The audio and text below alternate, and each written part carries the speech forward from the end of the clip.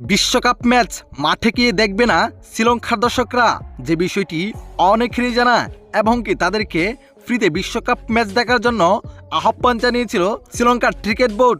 তবু মাঠে মিলছে না দর্শক।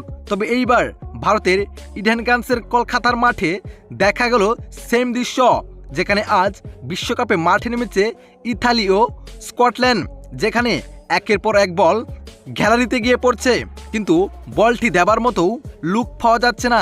মাঠ কর্মীরা গিয়ে বল দিচ্ছে মাঠে, এমন দৃশ্য দেখে অবাক হওয়ার এই বিষয়। এবং কি এই বিষয় নিয়ে অনেকেই লেখালেখি করছে যে বাংলাদেশ না থাকায় এমন দশা হয়েছে আইসিসি ও স্টেডিয়ামের। এটা স্বাভাবিকই বলা যায়, কেননা বাংলাদেশের জায়গায় স্কটল্যান্ড খেলতেছে এবং আজকে স্কটল্যান্ডের ম্যাচ, তাই এমন হয়েছে বলে বলছেন ভক্ত সমর্থকরা। দর্শক, এমনটা স্বাভাবিকই, কেননা বাংলাদেশ যতই খারাপ খেলুক, দিন শেষে বাংলাদেশ যখন মাঠে খেলতে নামে তখন গ্যালারিতে হাজার হাজার দর্শকের চাপ। তাই বলাই যায় বাংলাদেশ না থাকায় এমন দৃশ্য দেখা গিয়েছে বিশ্বকাপের মতো বড় মঞ্চে। দর্শক, আপনার কাছে কি মনে হয় বাংলাদেশের জায়গায় স্কটল্যান্ড খেলায় এমন দৃশ্য দেখতে হচ্ছে পুরো ক্রিকেট বিশ্ব? কি মনে হয় আপনার কাছে? অবশ্যই জানাবেন আপনার মতামত এই ভিডিওর কমেন্ট বক্সে।